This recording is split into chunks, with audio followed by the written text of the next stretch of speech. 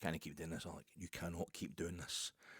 People are switching off. I mean, YouTube stats are telling me that my subscribers are down by 40 to 50%. Now, that is 3 or 4 people. Those are devastating numbers, and we know why, Alec, don't we? It's because you keep telling them the next pod's just going to be half an hour long.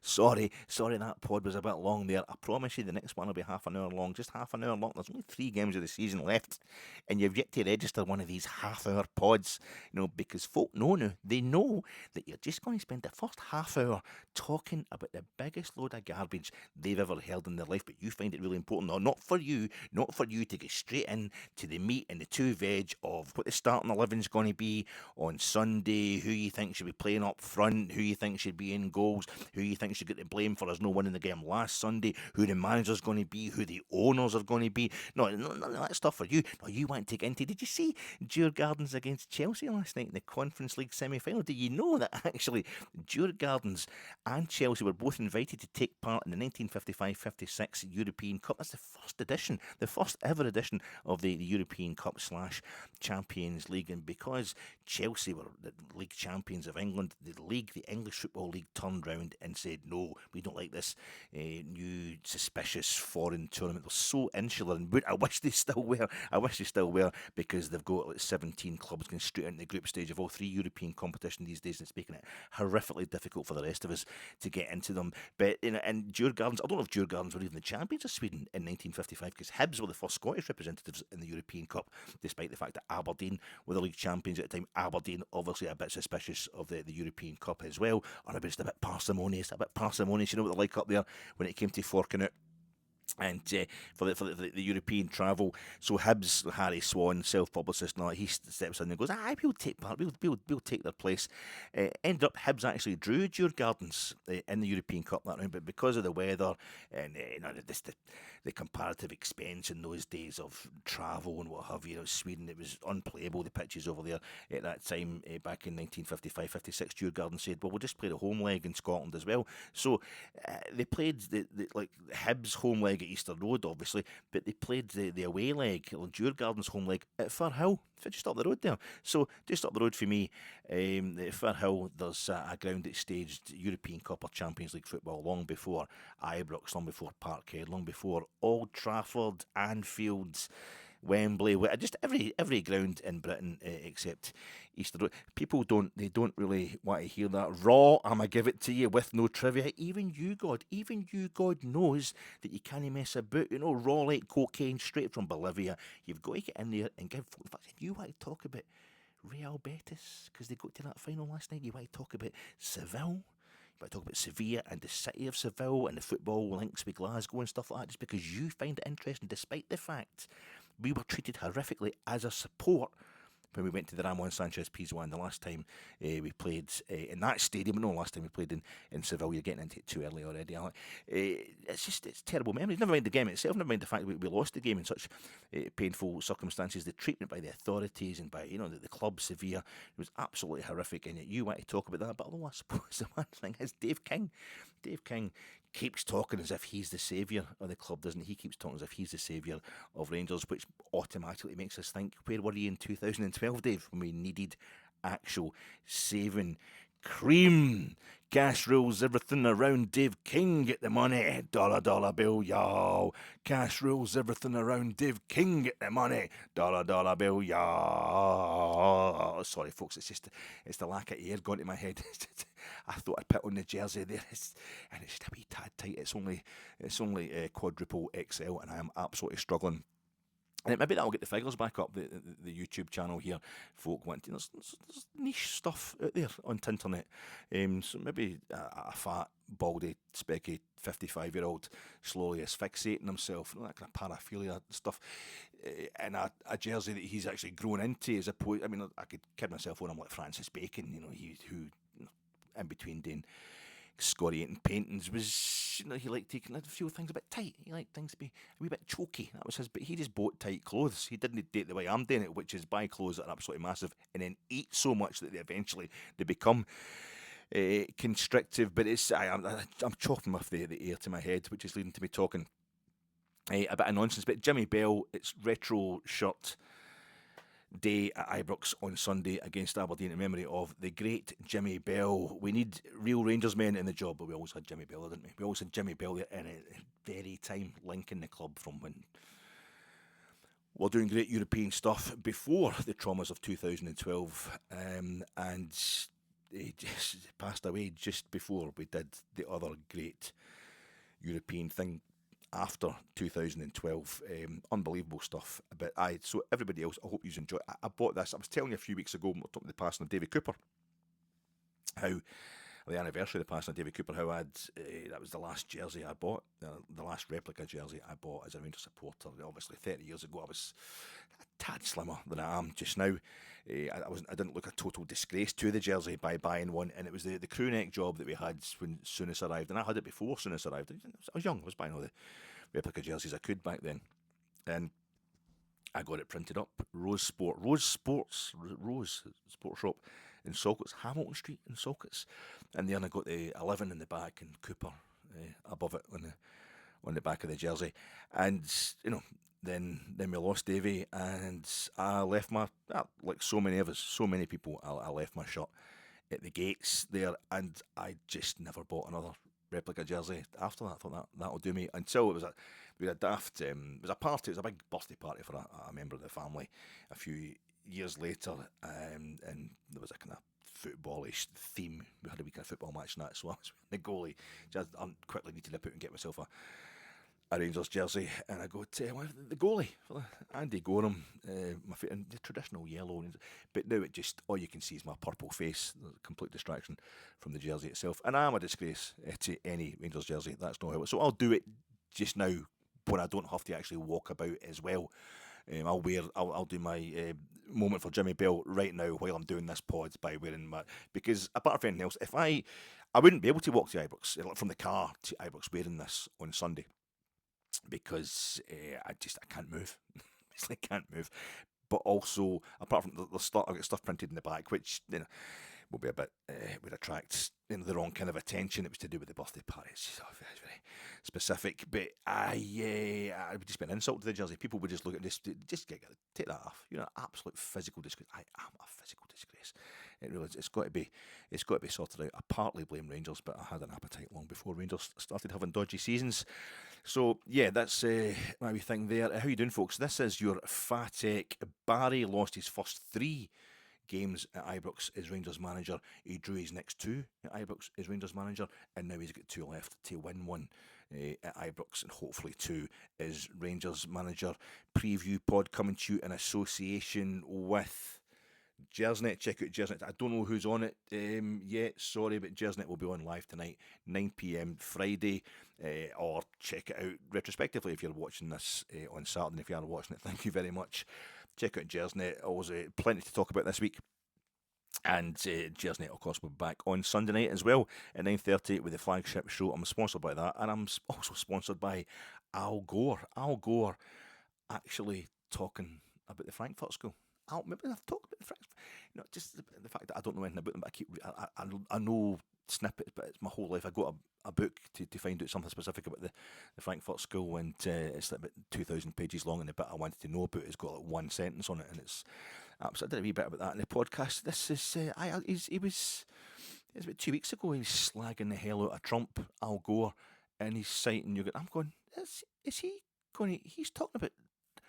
Is he going to start? And he cites Jürgen Habermas, and then he actually quotes Theodore Adorno. Everybody quotes Theodore Adorno, but a couple of Theodore Adorno lines in there. And this is your the FATEC podcast, the podcast where you can be sitting watching Al Gore, and you go, is he talking about?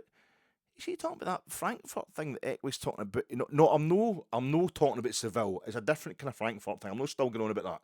This is actually something kind of intellectual. Thank you very much. Just let me go on. You can hear the Frankfurt School, and also hear me Tipper Gore getting a mention, because I talk about the Manics. If white America told the truth for one day, it would fall apart. And also that's the podcast is sponsored by Al Gore, citing stuff. Did actually a lot of cool, groovy, morning fine. Max Horkheimer is a friend of mine. Tipper Gore actually did a lot of great stuff for LGBT community, homelessness, and a lot of charities. Just to, I mean, and the thing with the labels, the advisory lyrics in the labels going on the series, it was a badge of honour when you were a kid, wasn't it? It was a badge of honour. Yes, it's hardcore. It's got no parental advisory lyrics, but yeah, that's quite, found that quite interesting. My name's Alec Anderson. Put away that gun. This part is simple. Try to recognise what is in your mind. God help us lose our minds. These slippery people, help us understand what's the matter with him. He's alright, how do you know? He keeps talking as if he's brokered the deal with the American consortium. It's slippery to me, and I am talking to you ahead of the Sunday where we want Barry to get himself a home win. A home win as Rangers manager. I mean, if there was going to be a tifo at the close of the game, if some supporters have the tifos ready at the end of a game, I've seen that in effect if the result goes the right way or whatever, and it didn't go the right. I mean, it didn't go as right as it could last Sunday. We only drew the game, but I think the Union Bears could have, got another tifo up there, and it was Barry as Jake LaMotta, and it was on last Sunday night. Raging Bull was on last Sunday night on terrestrial television. Barry as the boxer, Jake LaMotta as acted by De Niro, as directed by Scorsese, as written by Paul Schrader, hanging on to the blood-stained ropes of the ring, and he's saying to, I mean, it bums up Brendan Rodgers as being as good as Sugar Ray Robinson, but he could just be saying to him, "Didn't get me down, Ray.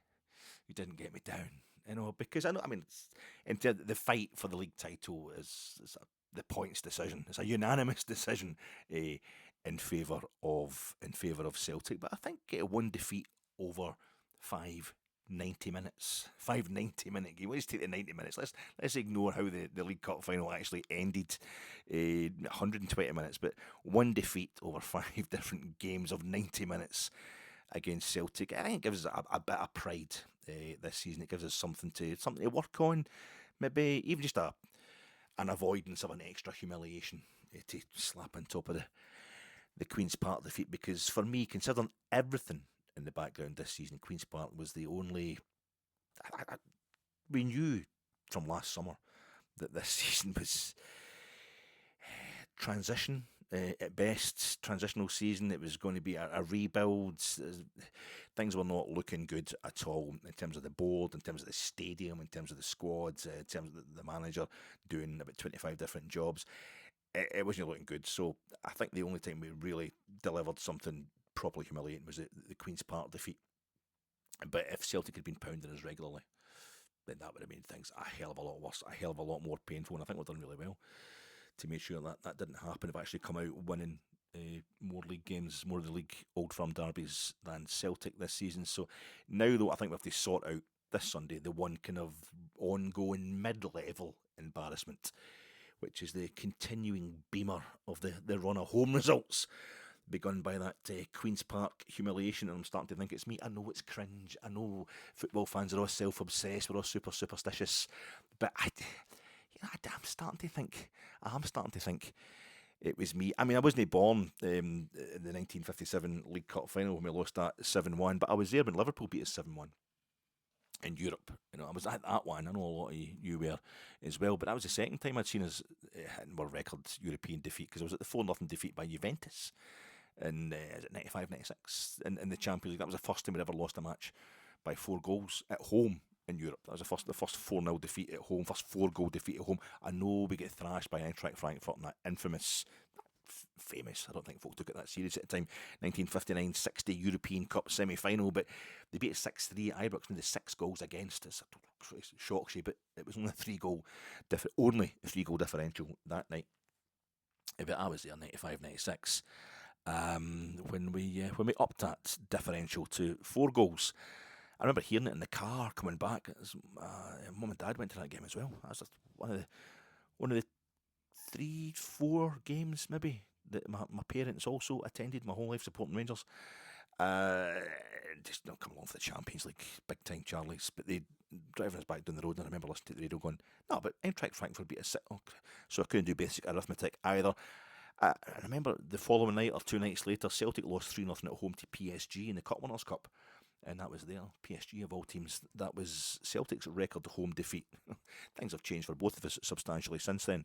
But Juventus and PSG, Juventus won the Champions League that season, and PSG won the Cup Winners' Cup. So put out by the two teams that won the things. But anyway, I was at that. I was at the Hamilton Accies game, which at the time was our worst ever home defeat in the Scottish Cup. And I was telling you a couple of weeks ago, I think, that I only missed 2 league games, and I'm sure one of them was the school night at Pataudry. I mean, I was funding this with no, that was this following season. I just started working full time, but it was a previous season. I missed about 2 league games as well, and it was in the back of a paper round. It was my early to mid teens at this time. That's what was financing it. How easy it was to go to so many bad games back in the early to mid 80s. But the only season, 85-86, in which Rangers have lost more league games than we won, I was at most of them. I was at all but 2 of them I attended. And I was at the 10 games run, the 10-game run of unwinning, no wins in 10 games in the trot, all stadiums, not just at Ibrox, whatever. Under Alec McLeish in 2005-2006, I was at I don't think I was at all of them, but I was certainly at most of them. That run included 4 Champions League draws, 4 Champions League group stage draws. I think it started with the 0-0 with Media Bratislava at Ibrox. I was at that, and I was at every European game that season, home and away, except for the defeat in the San Siro, because it was behind closed doors because of crowd trouble the previous season, the Milan derby, the Derby della Madonnina semi-final in the Champions League. But I was at every one.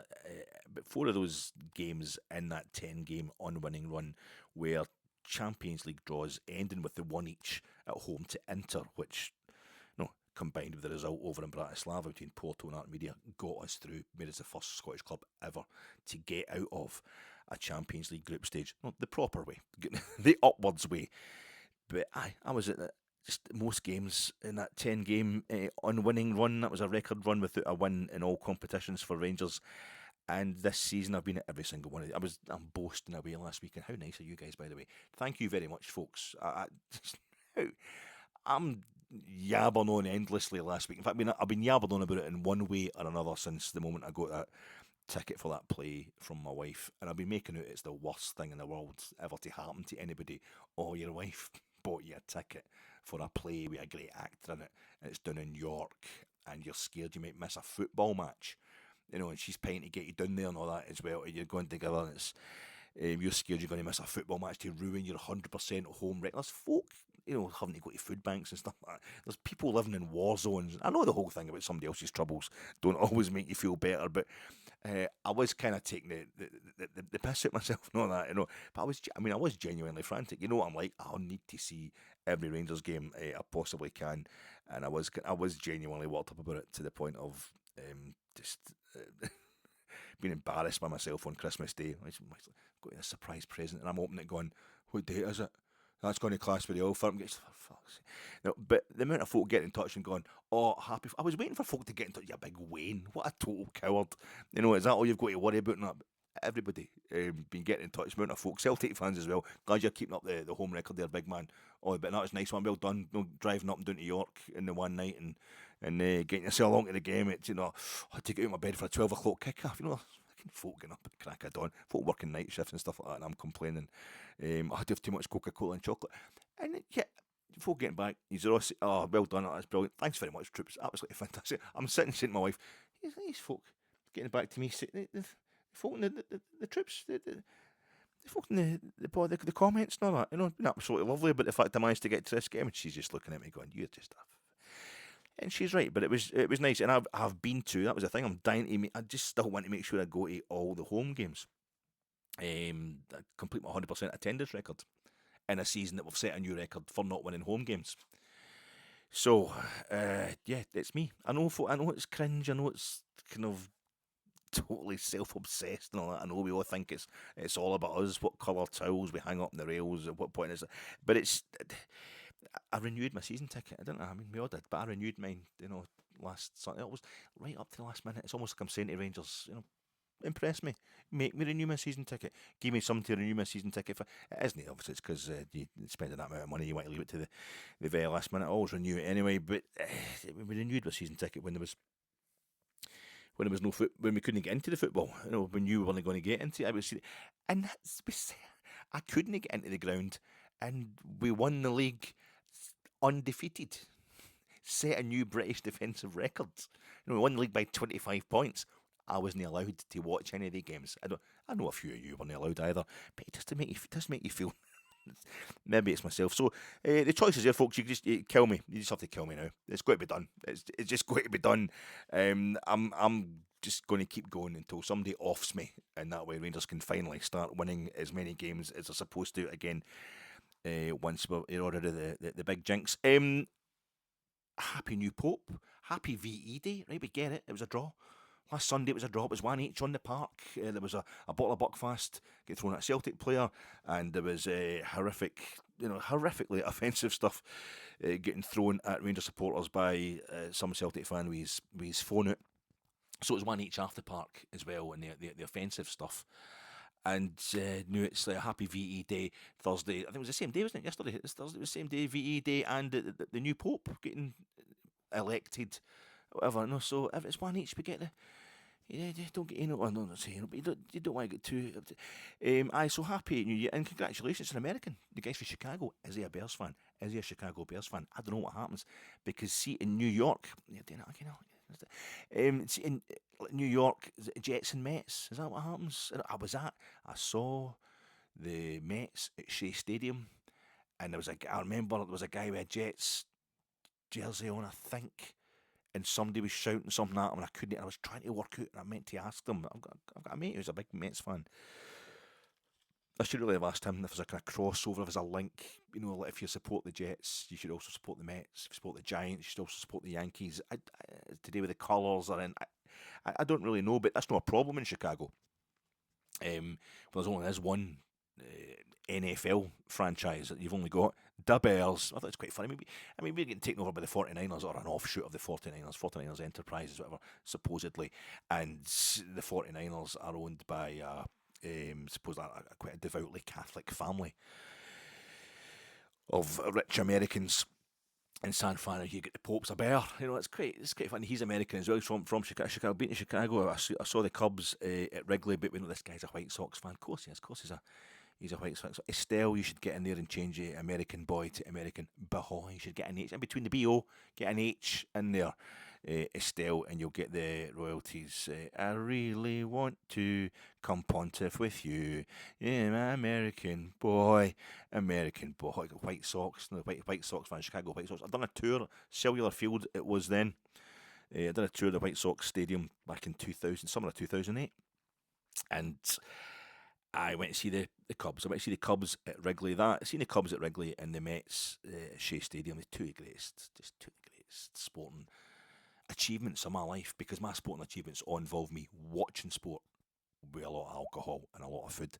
That's as sporting as I get, but that's definitely two of my greatest achievements there. But the Cubs and the White Sox, no love lost there. So I don't know if that means he is a bear, but I want to congratulate the Catholic Church anyway on this time of great uncertainty, uniting the two greatest articles of certainty.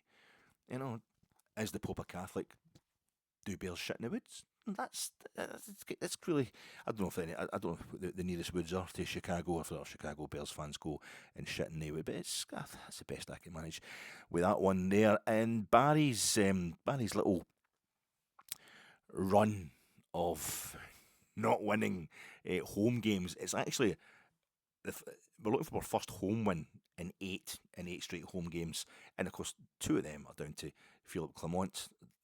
Two of those 7 games that we didn't win at Ibrox, and we're also looking for our first league win in 5. I think the lack of home wins is actually distracting. The Hacks were kind of hitting at it today in the pre-match presser.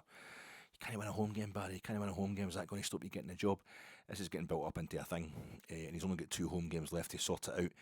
But I think it's actually distracting for the fact that we haven't won any league games, home or away, of the last 4.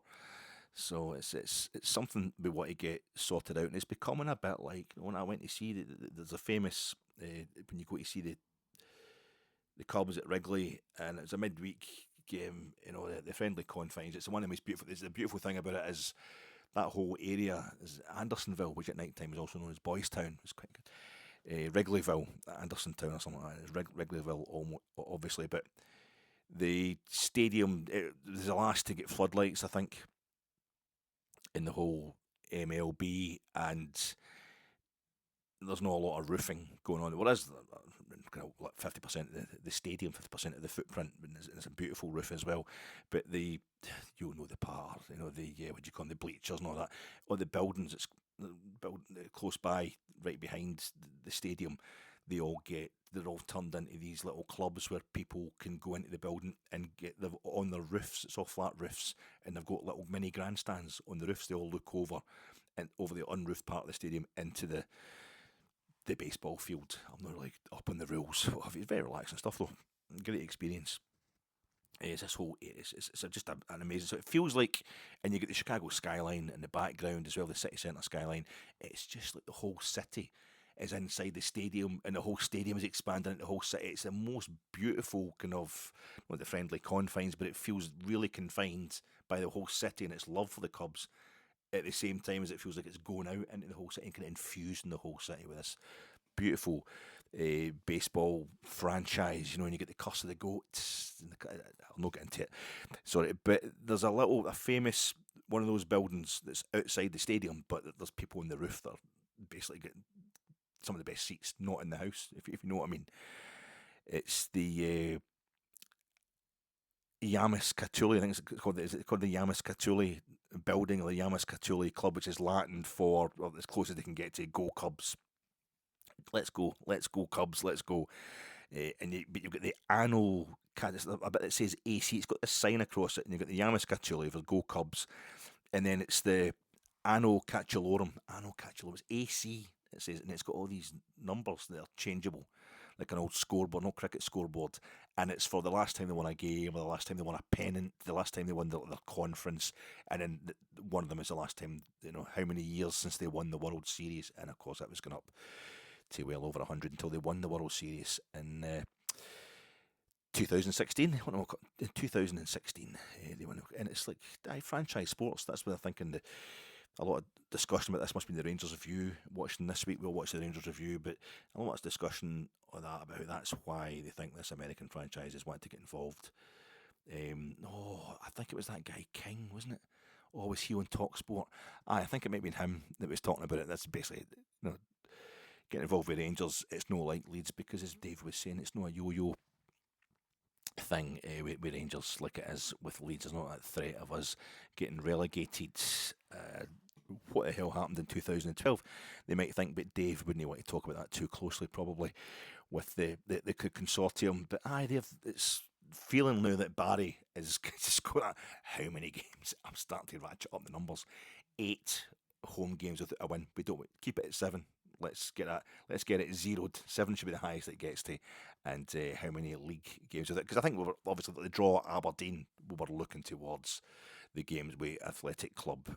You could forgive a few of the league defeats. You could forgive most stuff with Barry because of the situation he was handed, the state of the squad, the state of everything really, and his complete lack of adequate management experience. I think he's done absolutely fantastic. As I say, not to get destroyed by Athletic Club or Fenerbahce, and then to actually beat Fenerbahce, to not get hammered by Celtic, to not even lose to Celtic, to beat them at Parkhead and draw them at Ibrox, to not have Celtic winning the league at Ibrox. All the things that I was dreading could possibly have happened to Barry, to make a memorably bad interimship for him that would ruin his career as a not ruin, never, nothing can ruin his career as a Ranger, but would stop him being able to really polish up his kind of reputation, his legacy, particularly after the way he had to leave the club in 2009.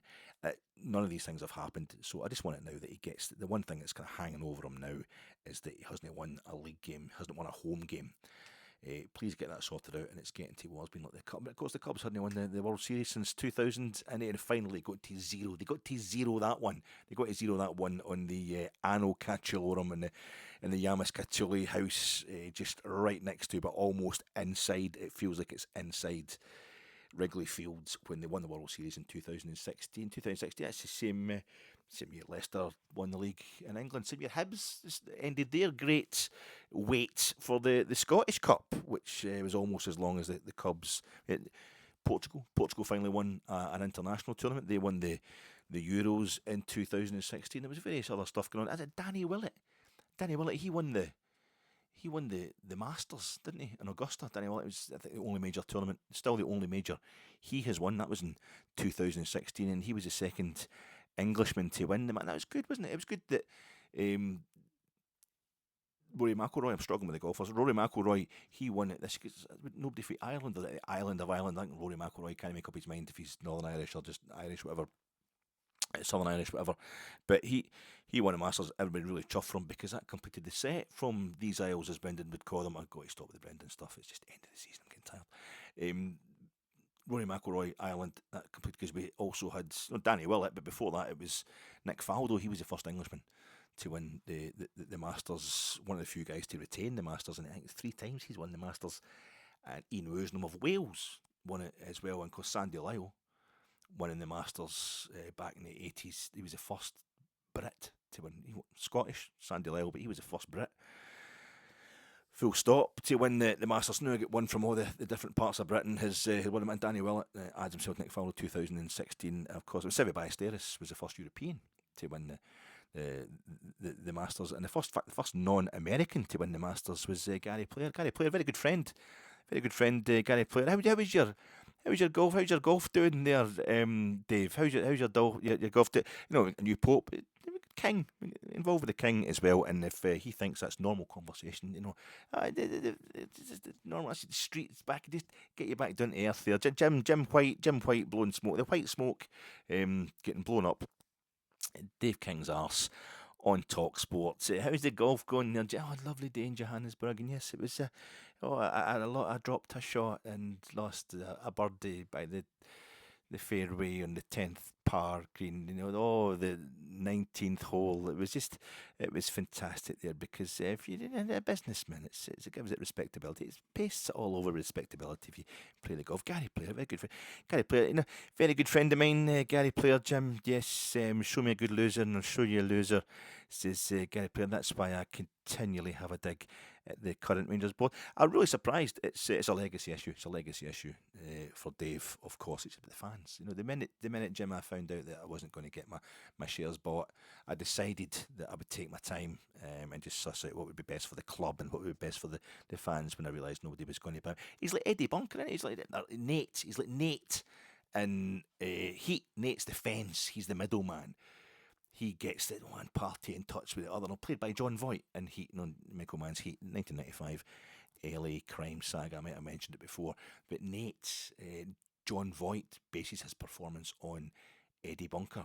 Eddie Bunker, actor, writer, but also famously a convict. Because he knew what he was talking about. He'd done Major Time, had Eddie Bunker, but Eddie Bunker, the only bunker that our South African hero is concerned with, of course, is the bunkers just either side of the green there. You're trying to avoid them, aren't you? But I wondered how long it was going to be before Dave stepped in there, like the classic middle management wally, not only telling you that he was responsible for everything that you were all excited about, but also you've got to have to work a wee bit harder. You've got to put in a bit more effort. Just wait a bit more time before you get to give him the full praise that you want to give him for making your life so fantastic. That's middle management. It's like the guys you meet, IT or something like that, but he's not an actual IT expert, but he knows how to make the best of these boys because they're all into their Dungeons and Dragons. He's got he's watched The Godfather. I couldn't be bothered reading Machiavelli, couldn't be bothered reading Machiavelli, couldn't be bothered reading Sun Tzu, couldn't be bothered. He watched Godfather 2 and get the whole stuff about it. I keep my men I keep, obviously, yeah. I'm not just talking about, keep your friends close and your enemies closer. That's a given. Just live that. It's the bit about, I give them enough money to keep them loyal, but not so much that they get careless and they want to go and they're comfortable. You want to keep them working. Just don't give them it all at the one time. Let them know you have got something for them, but don't give them it all at the one time. That's how these bandpots work. And Dave is a prime one of those. So yeah, it turned out he brokered the deal, didn't he? Dave King on Talksport talking to Jim White, and of course he's Simon Jordan. Simon Jordan, who's controversial every day, so is somebody you should trust. Simon Jordan, he just put a cigarette out in that boy's eye.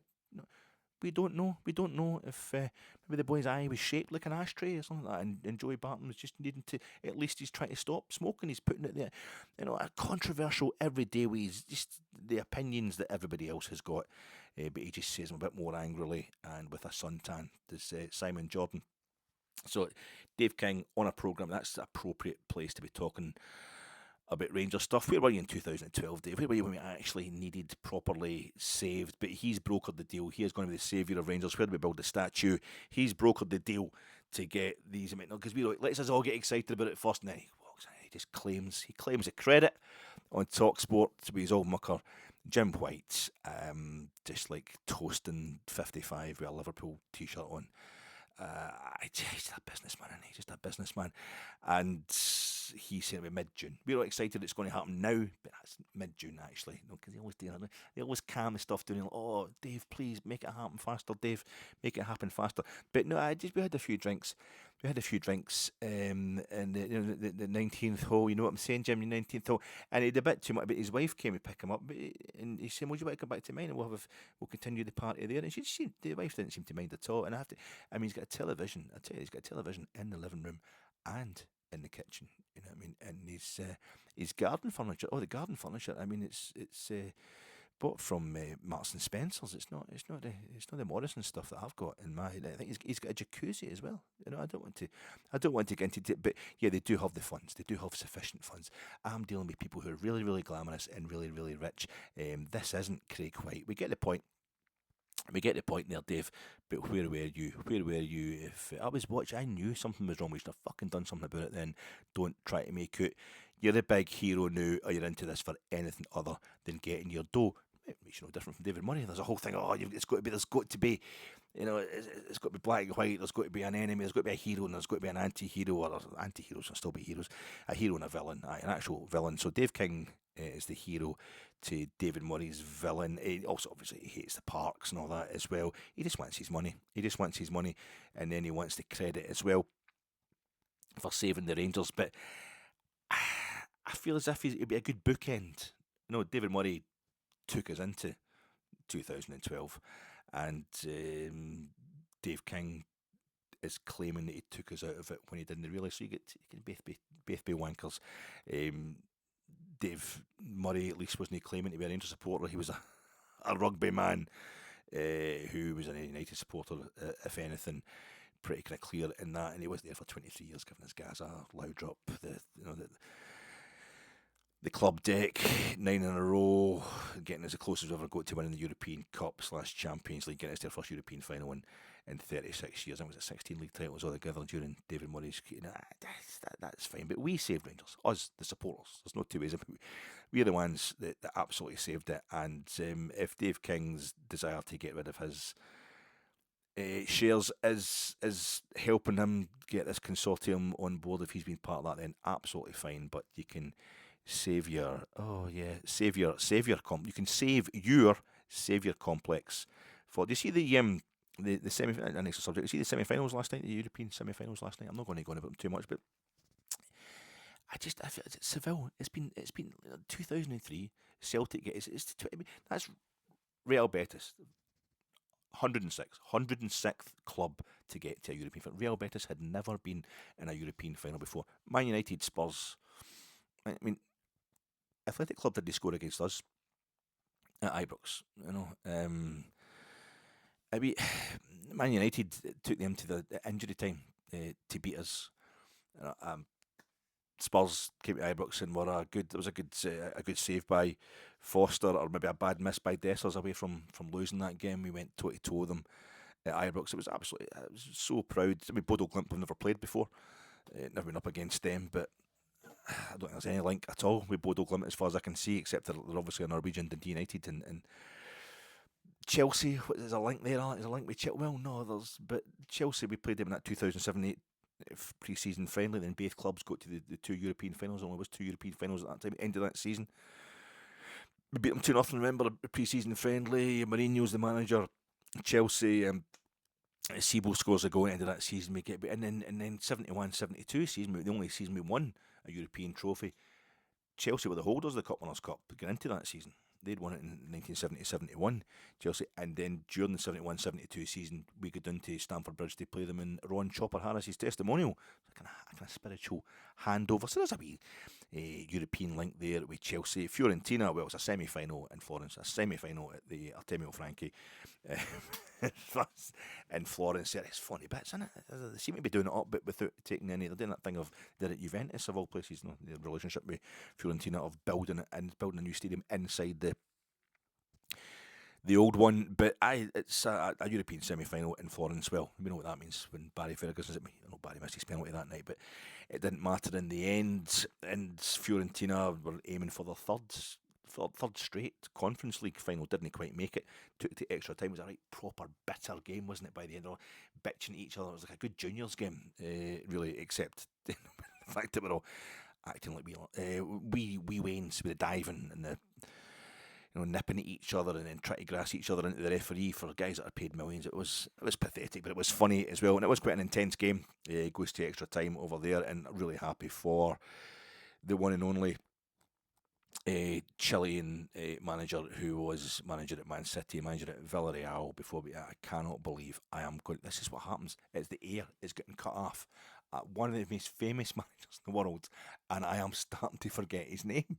I can't remember his name. That is terrible. I talk about this guy all the time. You know the guy I'm talking about. He's a manager of Real Betis. He was a manager when we beat them home and away. Real Betis, we beat them home and away in last season's Europa League with two different managers for each game. And this guy he was a Villarreal manager. Sorry, I know you're shouting it at the screen. It's absolutely terrible. Oh my God, what's his name? He's Chilean. He was manager of Malaga. He managed Real Madrid. He was manager of Man City, Real Betis, Villarreal, Universidad de Católica, Universidad de Chile. It's the nouns. That's obviously why when you get older, it's the nouns that start to go. You kind of get folks' actual names. Sorry, I'll need to let this go. But he's only 39 years old actually. You wouldn't know it by looking at him. The stress he goes through. Got Real Betis into their first ever European final, 106th club to get into a European club final. But the Seville thing. That's what really got me. PSG, obviously, Arteta played for us, and he played against us when he played for PSG, and we beat PSG. And I was talking the other day about the Parc des Princes was the first. We played the first ever tie in Europe. We ended up playing Nice there in the playoff for that tie. So our first ever tie in Europe ended in the Parc des Princes. Arsenal never played them in Europe, but the glamour friendlies with Arsenal went on for years. At Ibrox, Willie Waddle scores his first goal for the club as the winner against Arsenal in that esteemed friendly match we used to play quite regularly. But yeah, the Seville thing, it's like Real Betis are getting to their first European final. How must that feel for them when they live in the same city as the club who's won 7 Europa Leagues? They've played in 7 UEFA Cup or Europa League finals and won a lot of them. And this is since 2006. Sevilla were the first club for that city to get to a European final. In 2006, they beat Middlesbrough, pumped Middlesbrough, and with the current Chelsea manager scoring 2 goals, but they pump Middlesbrough in Eindhoven that night, and then the following season, 2007, they retain it at Hampden.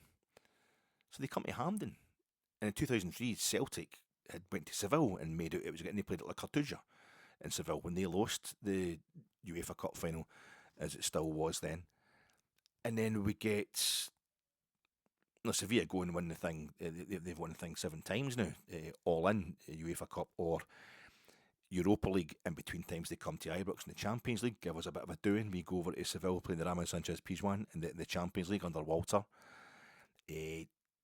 Scotland played in La Cartuja quite recently. Thought we'd taken the lead as well. Goal very dodgily ruled out after us. I was at the game at Hampden, where we become the only country to beat Spain in their whole Euro 2024 campaign. Spain winning Euro 2024. We were the only country to beat them at any point. The qualifiers, obviously, that was great. But still, no Scottish side had ever won at the. Rangers were the only Scottish side at that point, because we go to the obviously the final, the Ramon Sanchez Pizjuan, Sevilla. Celtic's kit, their original kit, back in like the Victorian period, it used to be stripes as opposed to hoops. That is Real Betis' strip, because it was Sevilla.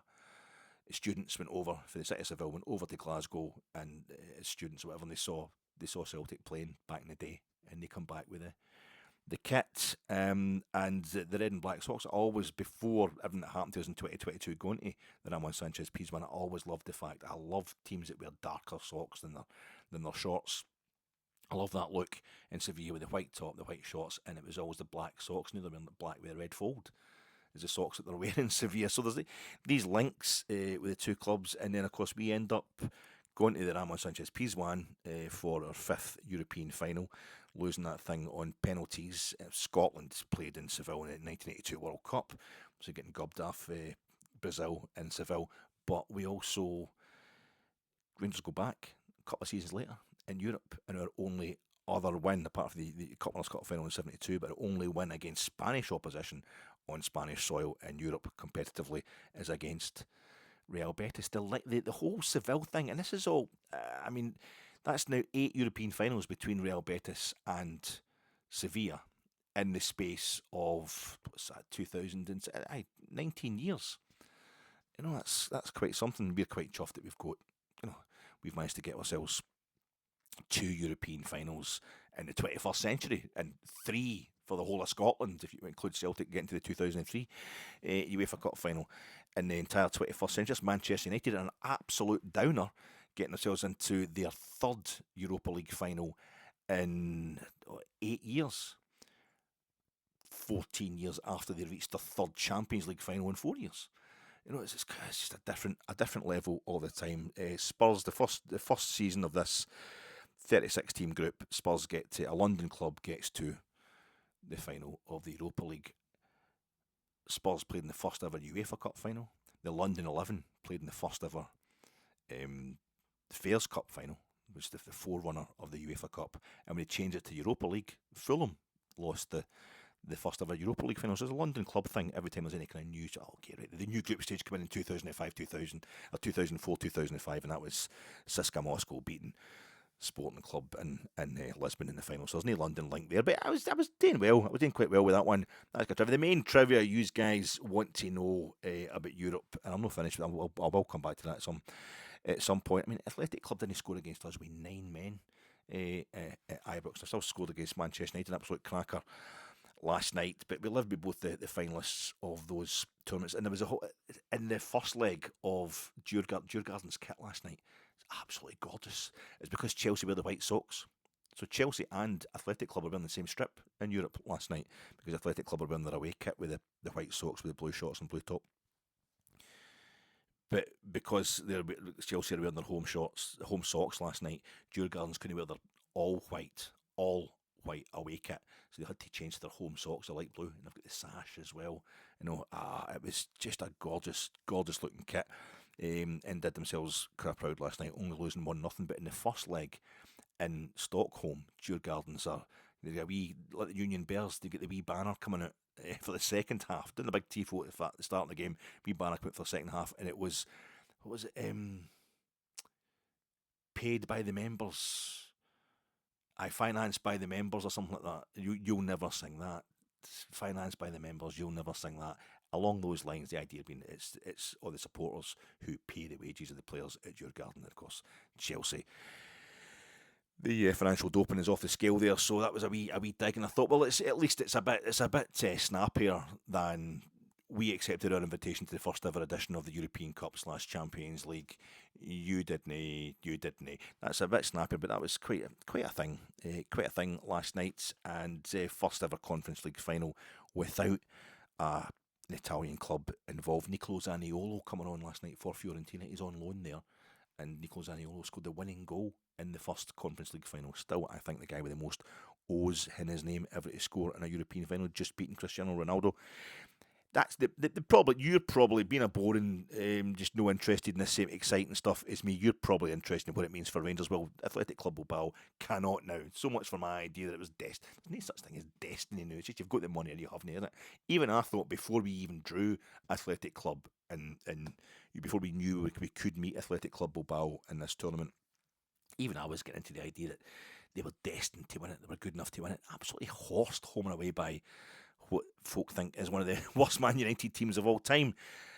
So there's no romance left. But it means that if Athletic Club had won it because of the situation in La Liga where they're fourth, it would have meant Rangers could go in at the third qualifying round for the Champions League next season. But we are now in the league path and we're going to have to go in at the second qualifying round, which the draw for which I think is June the 18th. So it's just 5-6 weeks away. And the first game is played on the 22nd or the 23rd of July. And then it is a game every week for 6 straight weeks. If you want to get into the Champions League group stages, or if you want to get into, I think we can still. I'm pretty sure it is if we lose this second round of the Champions League qualifiers. You still have the third qualifying round and then the playoff round to go through before you can actually get into the group stage, which begins about 3 weeks after the last playoff round match. So it's intense as anything. Considering we're going to have a root and branch change of the personnel at the club. But we would meet, I think, so far, it's really unclear, of course, but I think the clubs we could come up against in that second qualifying round in the Champions League would be, I think Panathinaikos are definitely in there, and you've got the likes of the second place team in Switzerland, Austria, and somebody else hard to check here. So it could be like Sparta Prague, could be Victoria Pilsen, could be Austria Vienna, which I would absolutely love. I've never seen Austria Vienna, 1978 European Cup Winners' Cup runners up, but just an amazingly, the fans hot. I've been in their stadium when I was in Vienna. I went and visited their stadium, but what a club, Austria Vienna. I would love us to get them in Europe, but could be them or could be Young Boys Bern or Servette again. I think just now, I think Basel have run away with the Swiss league. So that's kind of level of opponent you are looking at in our first go, the first round we'll be involved in. But if we lost that, we would, over the 2 legs, we would drop into the third qualifying round for the Europa League. And if we lost that, we would drop into the playoff round for the Conference League. I actually quite fancy going into the Conference League. Just I think we could win that thing. But that's based on the way we've been playing this season, and that'll completely change, I would imagine, next season. But there is a chance if we lose the playoff round to the Conference League, we are out. We'll do that whole thing of playing 3 different competitions of European football and not make a group stage. But it's going to be quite a task to get that sorted. We're up against Aberdeen this Sunday.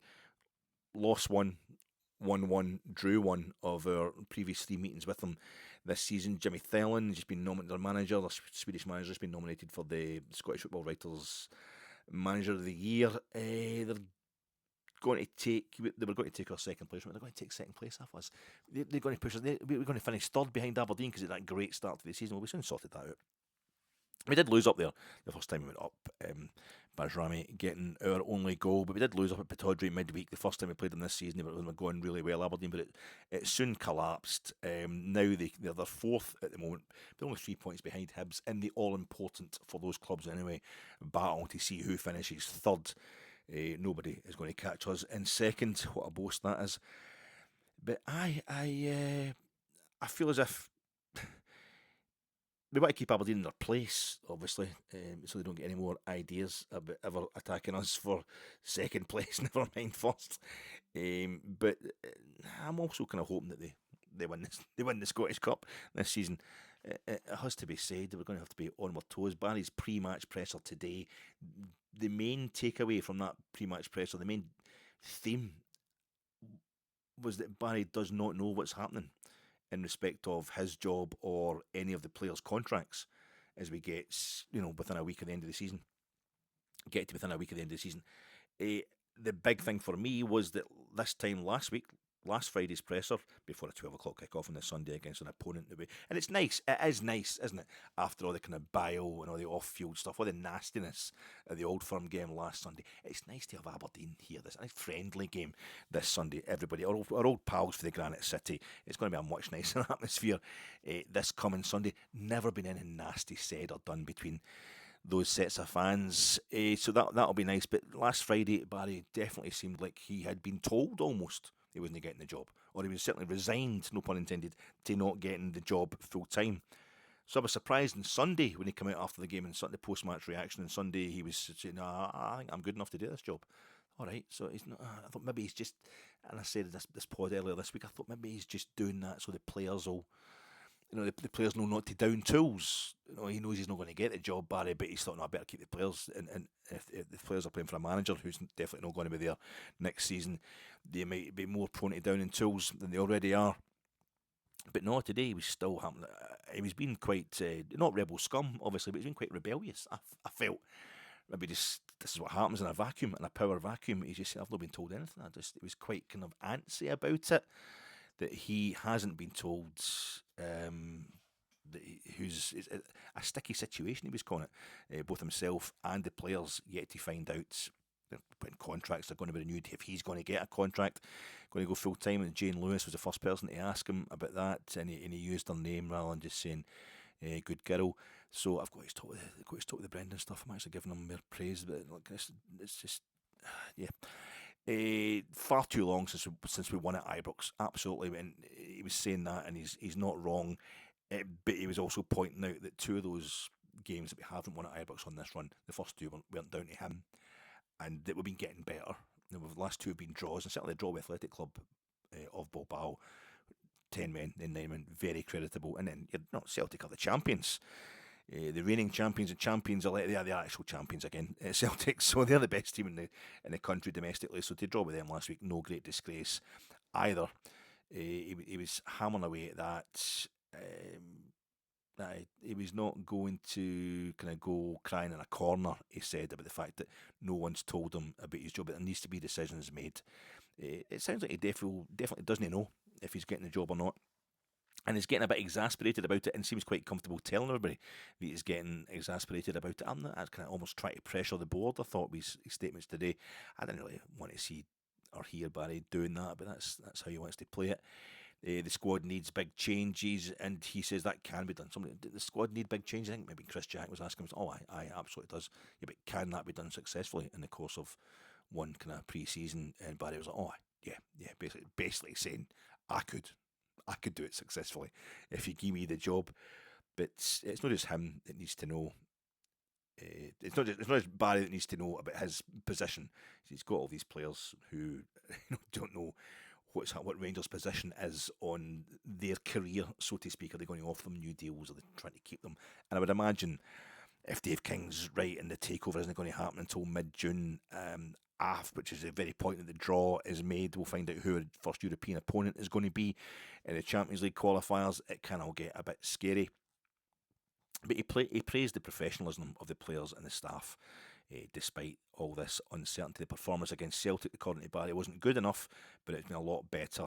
But straight away, one of the hacks was kind of hitting back at him, just hitting this line. You get no wins at home, but I think that affects your prospects of getting the job. But the big takeaway was that Barry definitely does want the job and is starting to kind of pressure the board for not making it clear whether he's getting it or not.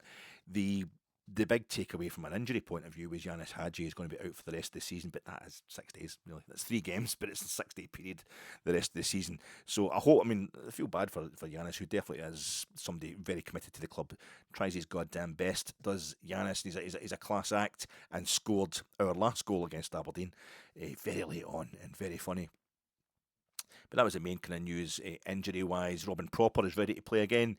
Cass and Weird Joe, after his wee workout, coming on picking up the vapes and the bottles of bucky and the cups and that last week. He was, the paper cups, he was getting himself fitter. There was a sub last week, unused. And it sounds like Barry saying he's hoping to get him a game before the end of the season. So we might see him coming on as a sub on Sunday.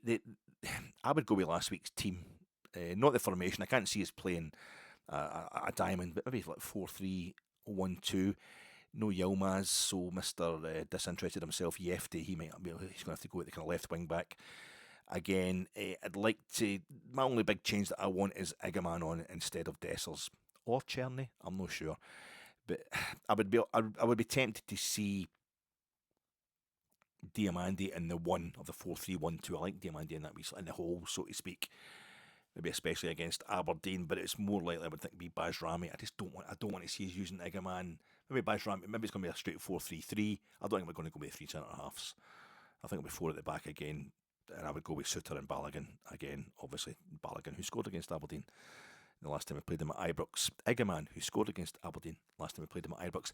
Dessers, who scored against Aberdeen last time we played them at Ibrox. I would just like to see us play Igaman. I hope it's not a 4-3-3 with Igaman playing off the left. I can't be bothered with that. You're giving him almost a bad reputation. You're doing down his career, his chances of progress. I think Igaman, when you play him wide on the left, even if needs must. But to be honest with you, my most kind of fundamentalist issue, a lot of people get really upset about everything, and I'm no different. There's things that we get really upset about in our life following Rangers, things that really trigger us. My thing about Sunday's team is, why just now does everybody want to see us fielding the reserves? Play the boys, give folk a chance that only get, see if they're not in the team. I trust Barry's judgment enough, not to think that he needs to win these games. Why would he want to play anybody that's that next?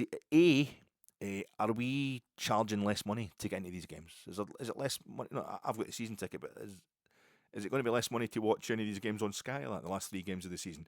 No, they're proper fixtures. This idea that the season's over is really, really dangerous. I want these games won. The residual damage, never just mind the fact that Barry, I've explained endlessly that I want this for Barry. I don't want anything hanging over him. He's not going to get the job. He shouldn't get the job as far as I'm concerned. But I'm happy for him with how he's handled it for the most part. He's done no worse than Clement, definitely. And might even have done better in certain aspects. But I just want him to win a home game, preferably 2 home games, so that's not something that's hanging over him when he goes off to do whatever he's going to do next.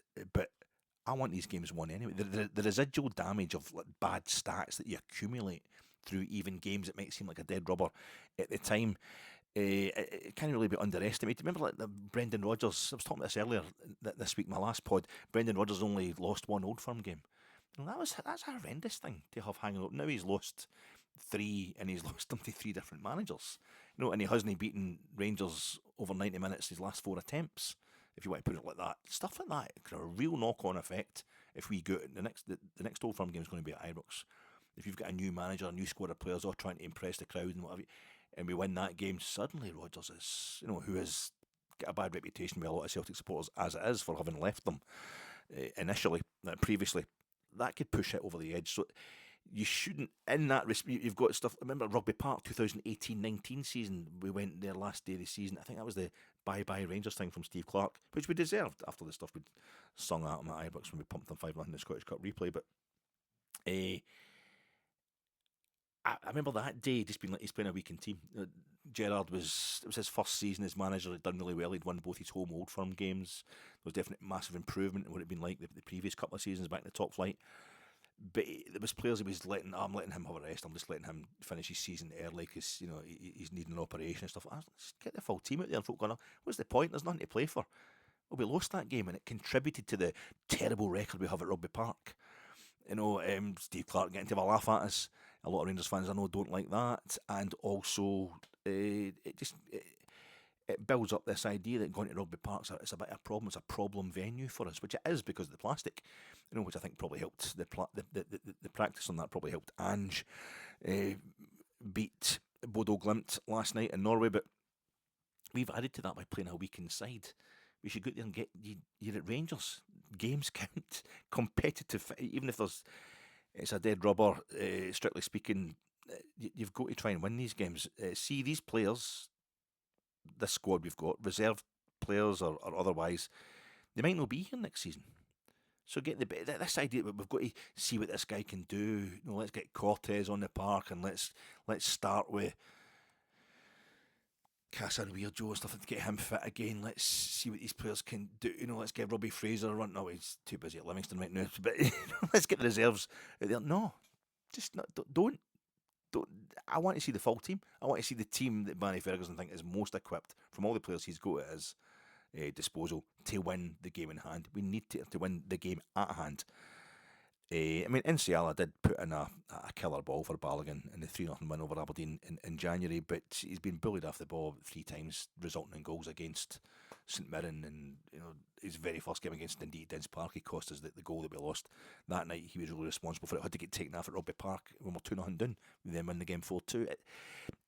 No, don't get the best team on the park there. And the games still make or break your weekend. How Rangers got on. Look at Paisley a couple of weeks ago.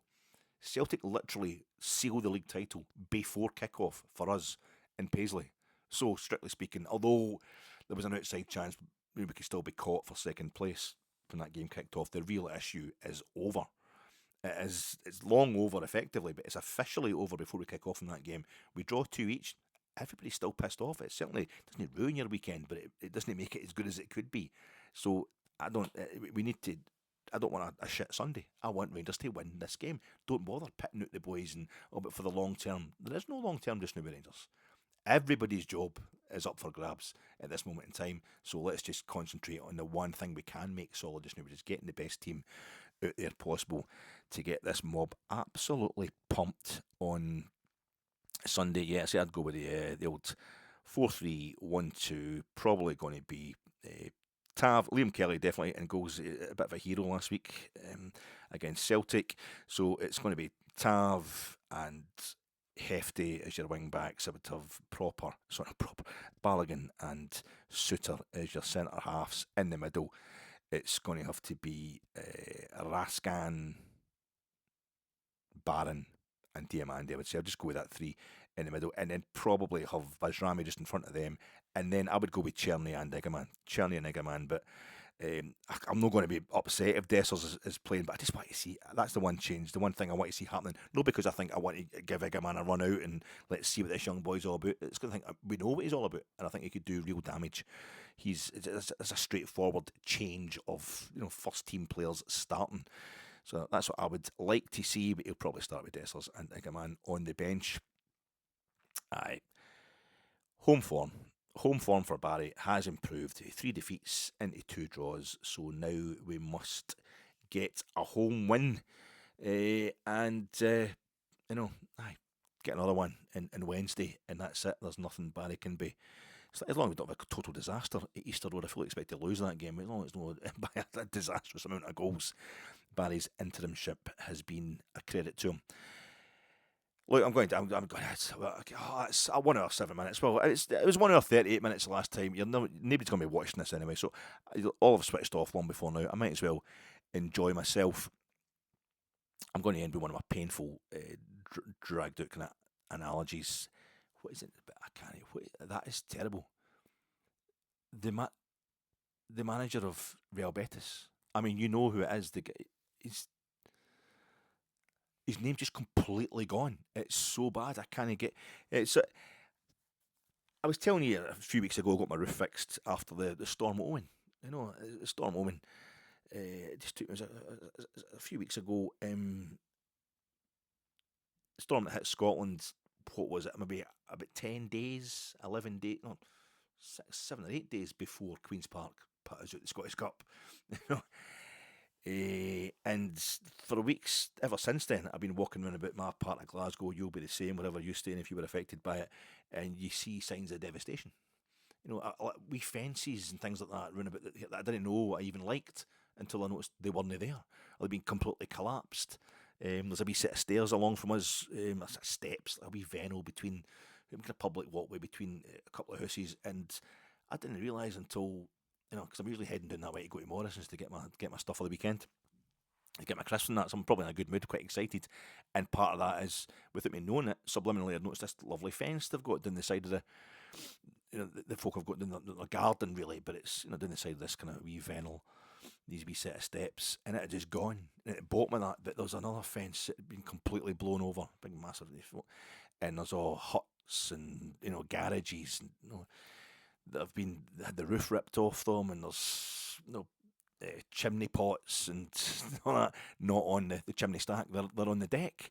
Roof tiles missing off folks' roofs. Like, that's absolutely. And you just notice that this has been properly devastating. But as I walk around now, it's like 3 months later. 4 months later, I can see there's a new wee sign every day that the repairs being got through. Like we only got our chimney cap and our roof tiles sorted, I think, about a fortnight back. But there was obviously a massive kind of backlog of work caused by the unprecedented level of structural devastation. Yes, I'm talking about 2002. I'm talking about 2012. There's the last few days I've been walking about, and I've noticed there's a gorgeous new wall in place. That fence that had blown down by the steps, down by the wee Venel, it's actually replaced it with a beautiful wall. So it's almost, the bricks are kind of almost orange, the pointing's almost white. Then I've got the actual white kind of coping stones on the top of it. It looks absolutely gorgeous. It's even better than the fence that was there before. I get to the bottom of that, and then there's a brand new, it's this gleaming kind of timber, kind of yellow golden timber of the fence being repaired just in front of me, and you got all this kind of gleaming bitumen and glowing guttering of all the various garage roofs and the huts and all that have been replaced. But really, I think 2012 was just a kind of storm gathering. Us hitting the lower leagues was everyone starting to get inside the house because you've been told you can't leave the house in a storm like this, like Storm Owen back in January. Queen's Park has to be not the eye of the storm. I think that was when our first 2 seasons back in the top flight. That was absolutely brutal. But I think Queen's Park I was hoping it was the last aftershock. If this takeover goes through, that should be the last kind of aftershock. We, the Rangers support, are the buildings insurance. We're the buildings insurance. We remained fully paid up and remain so. We remain so. It's not a day with Dave King, it's us. Queen's Park was too high a premium. I think we'll go with a different insurer next time, thanks. And our lack of trophies this season, I think that was the excess. That was us paying the excess. But 8th place in the new Europa League group stage was the kind of the replacement hut, the rebuilt fence, the kind of surprisingly beautiful piece of new work that came in to take place of what you thought couldn't be replaced. The unexpectedly lovely new wall, and we've proven that even on a shoestring budget, we know how to deal with Celtic. So just keep paying that premium, and the foundations and everything above them will be covered, will be protected. 2:30, folks. 2:30 p.m. Saturday. I don't care. Maybe it's 2:30 p.m. tomorrow, whenever you're listening to this podcast. But 2:30 p.m. Saturday, the 10th of May. From that moment on, you can just start thinking, less than a week. It's less than a week. Less than a week to the end of this season, and we can all just get a well-earned rest. We can all get a total break. 2:30 tomorrow. It'll be less than a week. A week after 2:30 p.m. Saturday, 10th of May, the season will be over and you can relax. Then I want you to go and splash your face with cold water. In fact, slap your face. Get some pins. Get some drawn pins. Turn them upside down and stick them in your shoes, and then walk for 10 miles with the pins digging into you, till you remember that we don't got a new pope. We don't get a pope. We don't get to go to confession and all that, and just like say, I'll do a few things and all that, and then that's me and my way. And start again every time. This is our fault. We're Presbyterians. This is all about us. We've just got to suffer. Anything that goes wrong is our fault. And you think this is going to end? You think it's going to end in a week? You think this ends just with the fibber? Just with the season ending? It just starts a week on Saturday when we start to find out who's going to be the new manager. Should we keep the old manager? What players have got to go to the door? I've got to do a review of the season. We're going to have to review the season. How the hell are we going to manage that when we've got to the quarterfinals of Europe? We get put out of the Scottish Cup at Queen's Park. It's an absolute nightmare, and it should be a nightmare, because if Rangers are bad, you know that it's your fault. So I will see you sharp after the game on Sunday.